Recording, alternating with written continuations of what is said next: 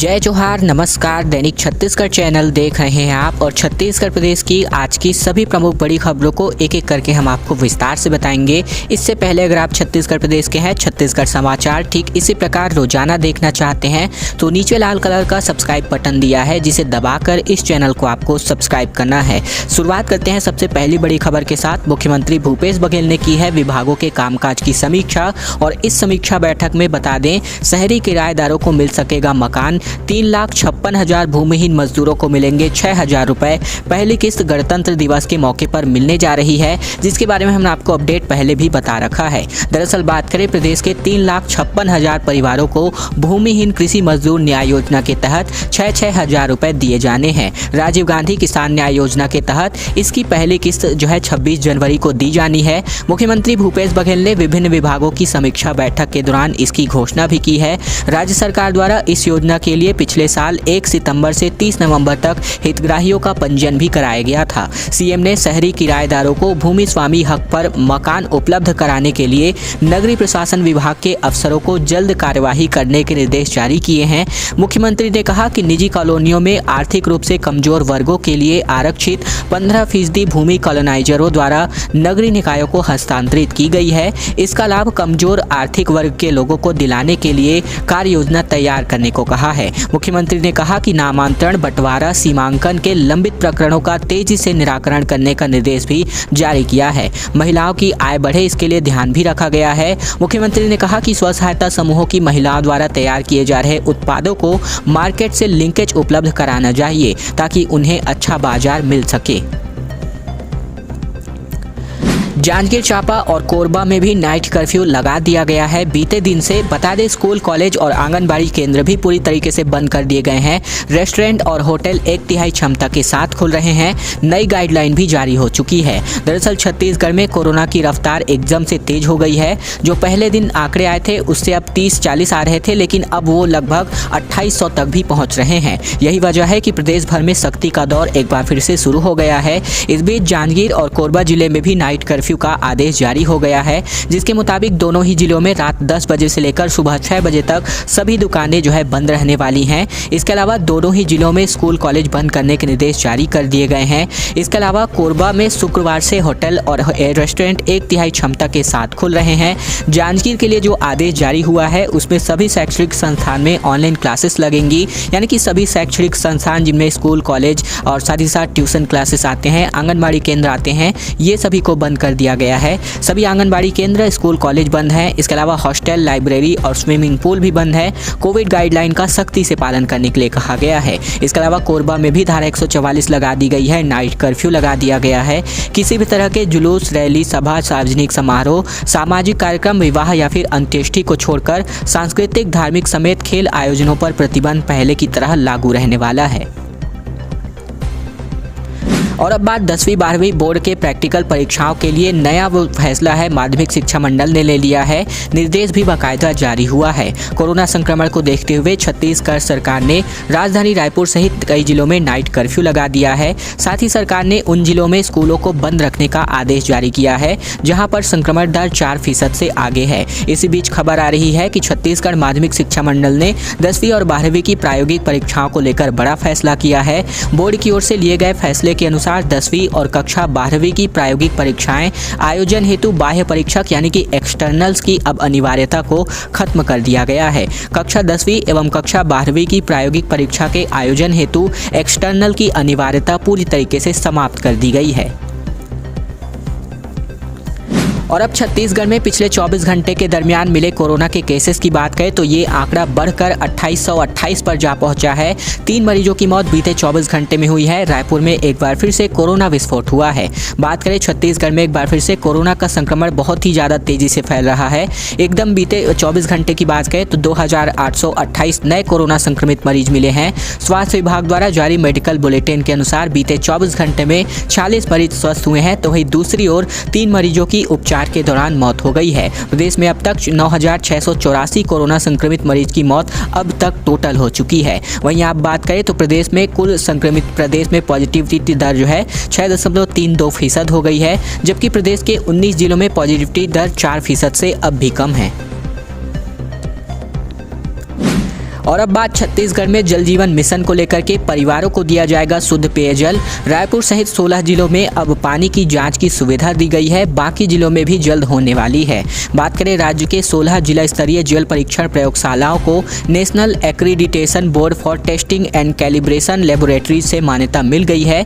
इसमें दुर्ग, बालोद, राजनांदगांव, कबीरधाम, बेमेतरा, रायपुर, महासमुंद, गरियाबंद, धमतरी, बलौदाबाजार, बिलासपुर, रायगढ़, कोरबा, साथ ही साथ मुंगेली, कांकेर एवं जगदलपुर जिले की जो जल परीक्षण प्रयोगशाला है इनमें शामिल है। इसके अलावा शेष 8 जिलों ने भी NBL को आवेदन कर दिया है। जल जीवन मिशन द्वारा सब डिवीजन स्तरीय प्रयोगशालाओं को भी मार्च तक मान्यता प्राप्त करने का प्रयास किया जा रहा है। जल जीवन मिशन से प्रदेश की जनता को अपने निजी स्रोत से जल परीक्षण के लिए अपने जिला मुख्यालय के NBL से मान्यता प्राप्त प्रयोगशालाओं में कराए जाने की सुविधा मिलेगी। ग्रामीण क्षेत्रों में पेयजल स्रोतों के लिए परीक्षण के लिए क्षेत्र में राज्य द्वारा 11,642 ग्राम पंचायतों में ट्रेनिंग कार्यक्रम शुरू हो चुका है। बजट प्रस्तावों के संबंध में अधिकारियों से चर्चा की गई है। साइबर फॉरेंसिक लैब के साथ ही पर्यटन और नई सड़कों के विकास का फोकस इस बार का बजट में होने वाला है।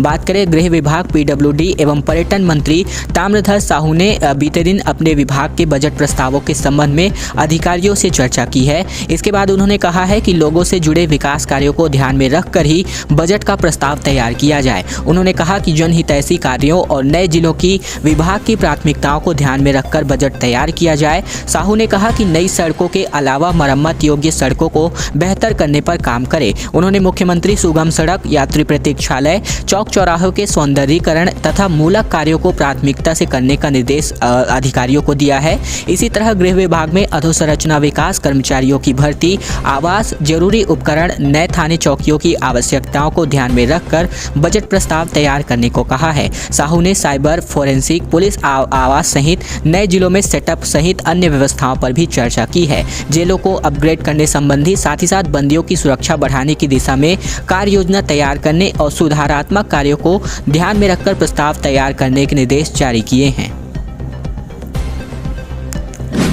यात्रीगण कृपया ध्यान दें क्योंकि जैतहरी छुल्हा सेक्शन में लाइन कनेक्टिविटी के चलते फैसला एक बार फिर हुआ है। बिलासपुर, भोपाल, उदयपुर, शालीमार समेत कुल मिलाकर 19 गाड़ियां 9 जनवरी से 17 जनवरी तक कैंसिल करी जा रही हैं। बात करें दक्षिण पूर्व मध्य रेलवे के बिलासपुर मंडल के जैतहरी से लेकर छुल्हा सेक्शन में तीसरी लाइन कनेक्टिविटी का काम शुरू होगा और इसके चलते रेलवे ने इस रूट की 19 गाड़ियों को 9 जनवरी से 17 जनवरी तक रद्द करने का निर्णय लिया है। रेल सेवा के विकास के चलते यात्रियों को होने वाली असुविधा के लिए खेद जताया जा रहा है। इसके अलावा बिलासपुर मंडल के जैतहरी छुल्हा सेक्शन को तीसरी लाइन से जोड़ने का कार्य 11 जनवरी से 16 जनवरी तक किया जाएगा। इस काम की वजह से कुछ यात्री गाड़ियों को परिचालन प्रभावित रहेगा। इस कार्य के पूर्ण होते ही गाड़ियों के समय पर चलने की उम्मीद जताई जा रही है। छत्तीसगढ़ में बात करें तो 10 जनवरी से प्रदेश में लगेगा कोरोना का बूस्टर डोज। जाने कौन कौन से लोग हैं इसके लिए पात्र। दरअसल बात करें प्रदेश में 10 जनवरी से प्रदेश में कोरोना का बूस्टर डोज लगेगा। बूस्टर डोज के लिए स्वास्थ्य विभाग मैसेज भेजेगा। बूस्टर डोज जिन जिन लोगों को लगाया जाना है उनमें सबसे पहले स्वास्थ्यकर्मी यानी कि फ्रंट लाइन वर्कर, इसके अलावा फ्रंट लाइन वर्कर और साथ ही साथ चुनाव ड्यूटी में लगे लोग भी शामिल हैं। इसके अलावा 60 साल से अधिक उम्र के लोगों को जिन्हें गंभीर बीमारी है तो उन्हें भी बूस्टर डोज लगाया जाएगा। कोरोना का बूस्टर डोज दूसरे डोज के 9 महीने या फिर 39 महीने बाद लगने जाना है। छत्तीसगढ़ में मुस्लिम दुकानदारों के बहिष्कार का वीडियो सोशल मीडिया पर आजकल खूब वायरल चल रहा है। बात करें सरगुजा में लोगों ने ली शपथ, कहा इनसे ना सामान खरीदेंगे ना ही इनको जमीन बेचेंगे। न्यू ईयर पर हुई मारपीट से ये लोग खफा हैं। बात करें छत्तीसगढ़ के सरगुजा जिले से एक वीडियो सोशल मीडिया पर वायरल हुआ है और वीडियो सामने आया है जिसमें एक भीड़ मुस्लिम दुकानदारों के बहिष्कार की बात कर रही है। साथ ही भीड़ के लोगों का ये कहना है कि हम शपथ लेते हैं कि अब से हम किसी भी मुस्लिम दुकानदार से अपना सामान नहीं लेंगे। भीड़ ये कहते हुए भी सुनाई दे रही है कि अब इन्हें जमीन लीज पर नहीं देंगे और ना ही बेचेंगे। ये मामला मारपीट से जुड़ा हुआ है जिसके बाद ये पूरा वीडियो सामने आया है। मामला लुंड्रा थाना क्षेत्र का बताया जा रहा है। दरअसल यहाँ 1 जनवरी को आरा गांव के कुछ लड़कों का कुंदी कला के इंद्रजीत, प्रमोद समेत कुछ और युवकों के साथ झगड़ा हुआ था। बताया गया है कि आरा के कुछ लड़के न्यू ईयर के दिन इस गाँव में पिकनिक मनाए आए थे और इस दौरान दोनों गुटों में झगड़ा हो गया। घर में घुसकर भी यहां पर पीटा गया था। ग्रामीणों ने यहां पर गिरफ्तारी का विरोध भी किया है। 6 लोगों की गिरफ्तारी के बाद कुंदी कला के गांव के लोगों में गुस्सा भड़क गया और उन्होंने 5 जनवरी को लुंड्रा थाने का घेराव भी कर दिया। और अब बात बड़ों से अधिक समझदार निकले बच्चे, क्योंकि शुरुआती 4 दिनों में ही 38% किशोरों ने अपना टीका लगवा लिया। 4 जिलों में लगभग 50% लक्ष्य पूरा हो गया है। अगर ऐसी ही स्पीड रही तो आप स्पीड को समझ सकते हैं कि कितनी जल्दी ये टारगेट पूरा हो जाएगा। टीकाकरण के मामले में बच्चे अपने बड़ों से भी समझदार निकले हैं। जहां बड़ों को टीकाकरण के लिए समझाना पड़ रहा था, तो वहीं बच्चों में गजब का उत्साह टीकाकरण को देखने को मिल रहा है। टीकाकरण के शुरुआती 4 दिनों में ही 15 से 18 साल के लगभग 38% किशोरों को कोरोना से बचाव का टीका लगा दिया गया है। 4 जिलों में ये आंकड़ा 50% लक्ष्य को पूरा कर लिया है। अधिकारियों के मुताबिक प्रदेश में कुल मिलाकर लगभग 16,39,811 किशोरों को टीकाकरण के लिए चिन्हित किया गया था। ऐसे में शाम तक बात करें तो 6,18,089 किशोरों को अब तक कोरोना वैक्सीन का पहला टीका लगाया जा चुका है। अब तक मुंगेली जिले में 32,000 के लगभग, राजनांदगांव में 54,000 के लगभग, तो वहीं धमतरी में 27,000 के लगभग और महासमुंद में लगभग 33,000 के लगभग बच्चों को कोरोना का पहला टीका लग गया है। भाजयुमों ने जलाया पंजाब सरकार का पुतला। प्रधानमंत्री की सुरक्षा में हुई चूक के खिलाफ फूटा भाजपाइयों का गुस्सा। शव यात्रा भी निकाली गई है। पंजाब में प्रधानमंत्री नरेंद्र मोदी की सुरक्षा में हुई चूक के खिलाफ दंतेवाड़ा में भाजपाइयों में जबरदस्त आक्रोश देखने को मिला है। पंजाब की कांग्रेस सरकार के खिलाफ भाजयुमों के कार्यकर्ताओं ने दंतेवाड़ा में जमकर विरोध प्रदर्शन किया।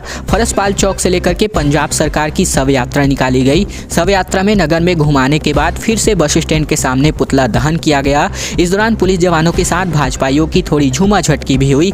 भाजयुमों के जिलाध्यक्ष कुणाल ठाकुर ने कहा कि प्रधानमंत्री को पंजाब के फिरोजपुर में कार्यक्रम में शामिल होना था, लेकिन खराब मौसम की वजह से सड़क मार्ग से जाने का निर्णय पंजाब पुलिस ने लिया और सड़क मार्ग में कोई दिक्कत नहीं कह करके प्रधानमंत्री का काफिला रवाना किया गया। मौजूदा स्थल से 5 से 7 किलोमीटर पहले ही ओवरब्रिज में रणनीति के तहत चक्का जाम करवा दिया गया और अब पंजाब सरकार ने प्रधानमंत्री के खिलाफ किसी बड़ी घटना को अंजाम देने की प्लानिंग की थी। ये सब बातें फिलहाल भाजयुमों के नेताओं ने कही हुई हैं।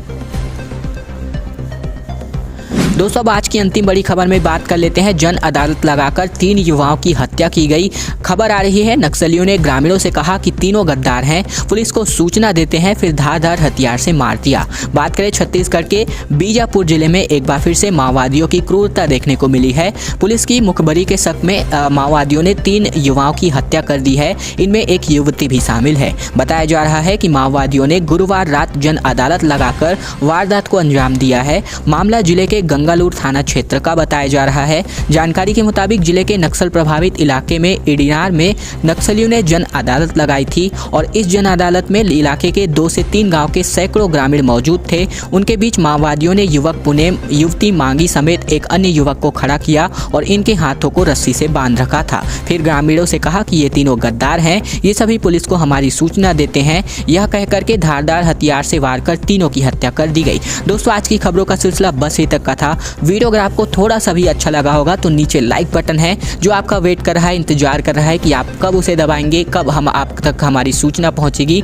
यानी कि वीडियो को छोटा सा लाइक जरूर कर दीजिएगा। अगर नए हैं तो चैनल को सब्सक्राइब करना भी मत भूलिएगा, ताकि प्रतिदिन की महत्वपूर्ण खबरें, छत्तीसगढ़ समाचार बिना किसी रुकावट रोजाना हम आप तक पहुँचा सकें। और रोजाना ऐसी खबरें पाते रहने के लिए, यानी कि छत्तीसगढ़ समाचार को देखते रहने के लिए चैनल को सब्सक्राइब करना बिल्कुल मत भूलिएगा। साथ ही बगल में घंटी का बटन है, उसको दबाकर ऑल नोटिफिकेशन पर सेलेक्ट कर लेना है, ताकि प्रतिदिन की महत्वपूर्ण खबरें, छत्तीसगढ़ समाचार बिना किसी रुकावट रोजाना आप तक पहुंच सके।